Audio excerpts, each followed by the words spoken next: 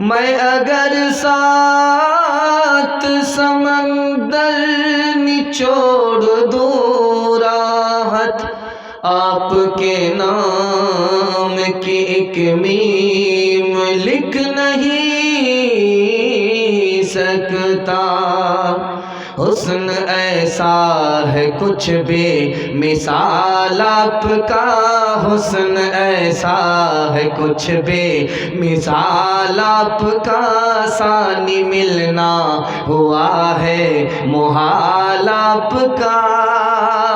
حسن یوسف پہ شیدا نہ ہوتی کبھی، دیکھتی گر زلیخا جمال آپ کا۔ ظلم سہ کر یہ ممکن نہیں چھوڑ دے دامن دل کشائے بلال آپ کا، چل دیے چھوڑ کر عرض بطحا بلال، شاپ گزرا جو ہجر و ملال آپ کا۔ کچھ قیامت سے بھی کم نہیں وہ گھڑی، جب جہاں سے ہوا ہے وصال آپ کا۔ نعت لکھنے کے صدقے میں اطہر مجھے، نعت لکھنے کے صدقے میں اطہر مجھے آ رہا ہے برابر خیال آپ کا، آ رہا ہے برابر خیال آپ کا۔ دکھ رہا ہوا جلسہ بالکل ٹوٹ گیا، ایسے جیسے کہ شیشہ ٹوٹتا ہے، بیٹھ گیا ایسے جیسے مقدمہ ہار کر کے لوگ بیٹھ جاتے ہیں۔ لیکن اللہ کا شکر ہے ٹوٹا پھوٹا حوصلہ شاعروں کی شاعری سے، مہمان کے بیان سے جٹا ہے۔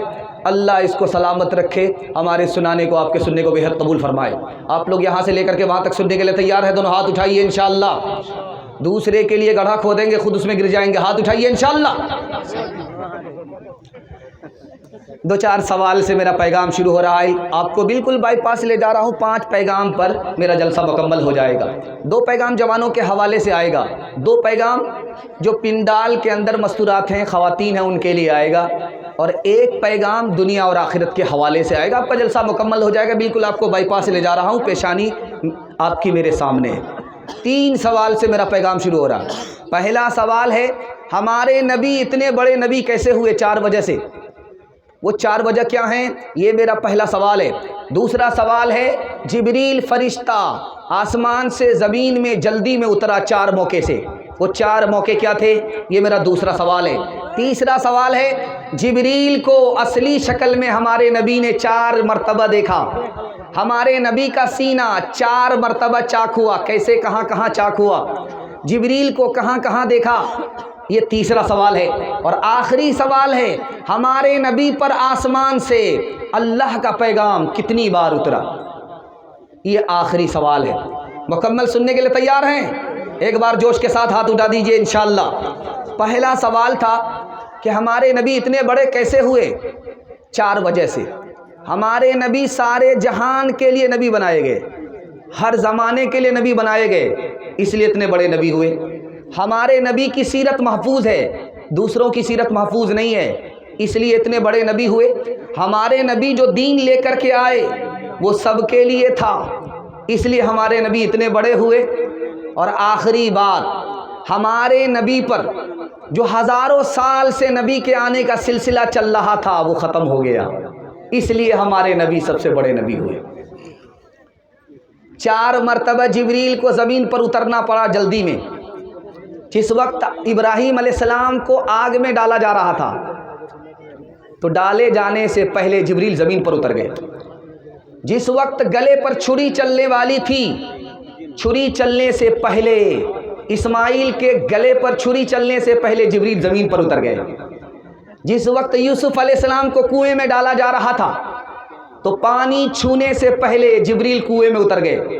جس وقت ہمارے نبی پر حملہ ہوا، پتھر چلا، دندان مبارک شہید ہوئے، خون ٹپکا، تو زمین میں خون گرنے سے پہلے جبریل نے ہاتھوں میں تھام لیا۔ 4 موقع سے جبریل زمین پر جلدی میں اترے۔ 4 مرتبہ ہمارے نبی نے جبریل کو دیکھا، مکے میں دیکھا، غار حرا میں دیکھا، معراج میں دیکھا اور اپنے چچا کی فرمائش پر دیکھا۔ 4 مرتبہ ہمارے نبی کا سینہ چاک ہوا، 3 سال کی عمر میں، 10 سال کی عمر میں اور غار حرا میں معراج کے موقع سے۔ اب میں آپ کو بتانے کے لیے جا رہا ہوں آخری سوال۔ آسمان سے اللہ کا پیغام حضرت آدم کے اوپر اترا کتنی بار؟ 12 مرتبہ۔ حضرت عیسیٰ کے اوپر 13 مرتبہ، حضرت ادریس کے اوپر 4 مرتبہ، حضرت نوح کے اوپر 50 مرتبہ، حضرت ابراہیم کے اوپر 42 مرتبہ، حضرت موسیٰ کے اوپر 500 مرتبہ، اور ہمارے نبی بنائے گئے، نبوت کا اعلان ہوا اور وفات پانے سے پہلے 23 سال کی عمر ہوئی، اور اللہ کا پیغام ہمارے نبی کے اوپر آسمان سے زمین پر کتنی بار اترا؟ 24,000 بار۔ انشاءاللہ نبی کا نام آگے، کام پیچھے، ہاتھ اٹھا دیجئے۔ دعا کا ساتھ کام آ رہا ہے، خوشی کا مبارک مقام آ رہا ہے، یہ کس ذات برحق کی ہے آمد آمد، فرشتوں کا پیغام سلام آ رہا ہے، یہ کون آج انسان کامل زمین پر بسد عزت و احترام آ رہا ہے، غلاموں یتیموں کی بگڑی بنانے کوئی منی سے خاص و عام آ رہا ہے، بشارت رسولوں نے دیا کہ جس کی وہ لے کر خدا کا پیام آ رہا ہے، وہ لے کر خدا کا پیام آ رہا ہے۔ بچوں کے حوالے سے، جوان کے حوالے سے پیغام شروع ہو رہا ہے۔ آپ لوگ بالکل بائی پاس جا رہے ہیں، اگر صحیح جگہ پر اپنے ہاتھ نہیں اٹھایا تو سیدھے جنازہ پڑھ کر کے ہم چلے جائیں گے۔ مکمل سننے کے لیے تیار ہیں؟ دل و دماغ سے ہاتھ اٹھا دیجئے انشاءاللہ۔ لڑکا پیدل چل رہا ہے، استاذ گھوڑے پر چل رہے۔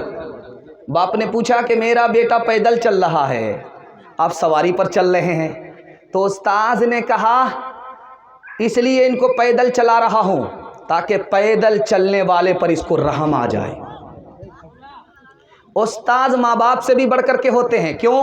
ماں باپ دنیا کی آگ سے بچاتے ہیں اور استاذ جہنم کی آگ سے بچاتا ہے۔ دوسرا نمونہ سنیے گا، دھیان سے سنیے گا۔ شاہ عبد القادر جیلانی رحمۃ اللہ علیہ استاذ ہیں، شاگرد دسترخوان پر کھانا کھا رہا ہے، استاذ مرغا کھا رہے ہیں، شاگرد دال کھا رہا ہے۔ تو آنے والی عورت نے کہا کہ میرا بیٹا دال کھا رہا ہے، آپ مرغا کھا رہے ہو۔ کہا ابھی یہ شاگرد ہے، میں استاذ ہوں، میں اس کو مرغا کھانے کے لائق بنا رہا ہوں، ابھی یہ دال ہی کھائے گا، اسی کے لائق۔ تیسری مثال آ رہی ہے، بہت دھیان سے اس کو سنیے گا۔ باپ آ گیا اسکول میں، استاذ سے کہتا ہے میرے بیٹے پر کوئی تمہاری تعلیم کا اثر نہیں ہوا۔ کہ میں تو اس کو علم دے کر کے بھیجتا ہوں، میں اس کو ہنر دے کر کے بھیجتا ہوں، تمہارے گھر کا ماحول غلط ہے، یہ گندا ہو جاتا ہے، قصور تمہارا ہے، الزام میرے اوپر مت دو۔ استاذ کے پاس باپ کھڑا ہے اور کہتا ہے میرے بیٹے کو اتنا کیوں ستاتے ہو، میرے بیٹے کے ساتھ اتنی سختی کیوں کرتے ہو؟ استاذ کا جواب سنیے، تمہارا بیٹا بادشاہ بنے گا، تمہارے بیٹے کی بات کو سب پکڑیں گے، اس لیے تمہارے بیٹے کے ساتھ زیادہ سختی کر رہا ہوں۔ اب باپ کو سمجھ میں آئے کہ استاذ کیا چیز ہے۔ چوتھا نمونہ آپ کی خدمت میں آ رہا ہے۔ استاذ نے بغیر قصور کے لڑکے کو منہ پر مارا، کھینچ کر کے تماچا مارا۔ جب وہ لڑکا بادشاہ بن گیا تو استاذ کو بلایا، کہ تم نے مجھے بے قصور کیوں مارا تھا؟ کہ اس لیے مارا تھا، بے قصور مارنا ظلم ہے، تم بادشاہ بنو گے کسی پر ظلم مت کرنا۔ ایک مثال پر پیغام ختم کر رہا ہوں، اور آپ سے میں وعدہ لیتا ہوں کہ آپ جاہل رہے کوئی فرق نہیں پڑتا، اپنے بچے کو پڑھا لکھا دیجیے، اللہ آپ کے مستقبل کو روشن فرما دے گا۔ دسترخوان پر پستے کا حلوہ آیا ہے، کتنا قیمتی حلوہ ہوتا ہوگا کہ بادشاہی کھاتے تھے۔ اور عالم دین بیٹھے ہیں پستے کا حلوہ دیکھ کر کے مسکرا رہے ہیں۔ تو بادشاہ نے کہا کہ پستے کا حلوہ آپ مسکرا رہے ہو؟ کہا مجھے بچپن کی بات یاد آ گئی۔ کہا میں جب پڑھنے کے لیے مکتب میں آتا تھا تو میری ماں میرے استاذ کو ڈانٹتی تھی، یہ بچہ کمائے گا نہیں تو ہم لوگ کھائیں گے کہاں سے؟ مکتب سے اٹھا کر کے میری ماں لے کر کے چلی جاتی تھی۔ تو مکتب کے استاذ کہتے تھے اے عورت تجھے اپنے بچے کی بھی قدر نہیں ہے، علم کی بھی قدر نہیں ہے، بچے کو پڑھا لے، یہی بچہ اتنا بڑا آدمی بنے گا کہ بادشاہ کے دسترخوان پر پستے کا حلوہ کھائے گا۔ آج حلوہ بھی دیکھ رہا ہوں، بادشاہ کا دسترخوان بھی دیکھ رہا ہوں، اس لیے مجھے تبسم آ رہا ہے۔ سسرال آئی بہو، کسی سے بات نہیں کر رہی، چپ چاپ ہے، گم ہے۔ اب ساس کو بڑی حیرت ہوئی کہ اتنے دن ہو گئے بہو کچھ کسی سے بات کرتی ہی نہیں ہے، بات کیا ہے؟ تو بہو سے کہا کہ بیٹی تو بات کیوں نہیں کرتی ہے؟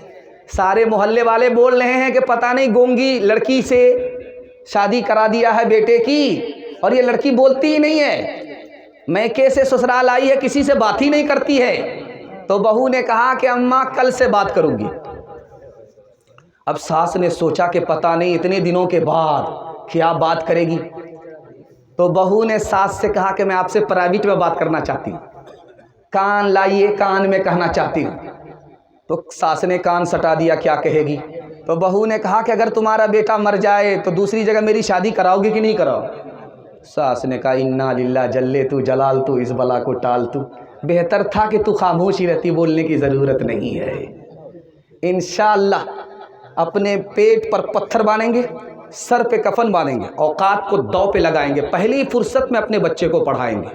ہاتھ اٹھا کر کے وعدہ کیجئے بالکل صحیح جا رہا ہے، بالکل صحیح جا رہا ہے۔ جلا سکتی ہے شمع کشت کو موجے نفس ان کی، الہی کیا چھپا ہوتا ہے اہل دل کے سینوں میں، نہ پوچھن خرقہ پوشوں کی ارادت ہو تو دیکھن کو، ید بیضا لیے بیٹھے ہیں اپنی آستینوں میں، تمنا درد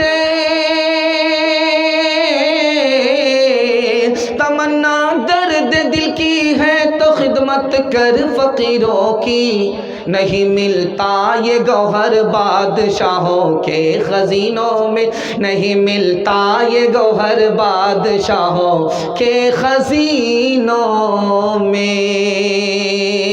ہڈی ماں باپ کی ہوگی، چمڑی استاذ کی، ہاتھ اٹھا دیجئے۔ قصور اپنا ہوگا، الزام بچے کو دیں گے، ہاتھ اٹھائیے۔ یہ دیکھیے پنڈال میں ہے کہ سسرال میں ہے پتہ چل رہا ہے۔ دوسرا پیغام جلدی سے نکل جائے گا، جوانوں کے حوالے سے سنا رہا ہوں، ہاتھ اٹھا کر کے وعدہ کیجئے قبول کریں گے۔ بوڑھے لوگ غلطی سے ہاتھ مت اٹھائیے گا، آپ لوگ دوبارہ جوان ہونے والے نہیں ہیں۔ آپ بھی سوچیں گے کہ بار بار امتحان ہو رہا ہے۔ امتحان اس لیے ہو رہا ہے کہ تاکہ آپ کو دماغ سے میں تیار کر رہا ہوں کہ سو کر کے میرے پیغام کو آپ مت سنیے، ورنہ میرا پیغام ضائع ہو جائے گا۔ جلدی سے سنیے گا۔ ابھی ایک پٹھان فلم آئی ہے، اس کے پیچھے پورا ہندوستان پاگل ہے، اس پٹھان کے پیچھے پورا ہندوستان پاگل ہے۔ ابھی قرآن بھی اتنا یاد نہیں ہے، قرآن کو بھی اتنا دیکھنے کے لیے لوگ زندگی بھر کے لیے اتنے تیار نہیں ہوتے رمضان میں، اور رمضان سے زیادہ ایسا لگ رہا کہ میلہ لگ رہا ہے، ہاؤس فل ہے، ٹکٹ ہاؤس فل ہے۔ بہار کا آدمی فون کر رہا دلی میں کہ وہاں بک کرا لو، پتہ چلا کہ یہاں بک نہیں ہوا، دلی میں بک ہوا، تو اس کے بعد یہاں بہار کا آدمی دلی جا رہا ہے پٹھان دیکھنے کے لیے۔ اچھا ایک بڑے افسوس کی بات سنا رہا ہوں، اللہ ہم سب کی حفاظت فرمائے۔ یہیں بہادر گنج میں، بہادر گنج کے 5 لڑکے اسکارپیو میں کہاں جا رہے تھے؟ 4 لڑکے اسکارپیو میں جا رہے تھے، کون؟ پٹھان فلم دیکھنے کے لیے جا رہے تھے، حادثے کے شکار ہو گئے، کتنے کی جان چلی گئی، کتنے ابھی اپنی موت و حیات سے لڑ رہے۔ دیکھیے کہ وہ کس ارادے سے گئے اور کس ارادے میں ان کا انتقال ہوا۔ اب ہم لوگ جلسے میں دعا ہی کر سکتے ہیں اللہ معاف کرے، لیکن اگر اللہ گرفتار کرے تو گرفتار کرنے کا اس نے سامان خود کیا ہے۔ پٹھان کا ایسا جوش اس وقت پورے ہندوستان میں نظر آ رہا۔ تو فلموں کے حوالے سے آپ کو پیغام سنانے کے لیے جا رہا ہوں، آپ لوگ مکمل سننے کے لیے تیار ہیں؟ دونوں ہاتھ اٹھائیے انشاءاللہ۔ یہ پورے جلسے کا خلاصہ ہے، اس کو بہت دھیان سے سنیے گا جو سنانے کے لیے جا رہا ہوں۔ بیٹی آ کر کے باپ سے کہتی ہے میں غیر مسلم سے نکاح کرنا چاہتی ہوں، وہ غیر مسلم اس ملک میں نہیں ہے، بنگلہ دیش میں۔ ہندوستان کی لڑکی اپنے باپ سے کہہ رہی ہے کہ میں نکاح کرنا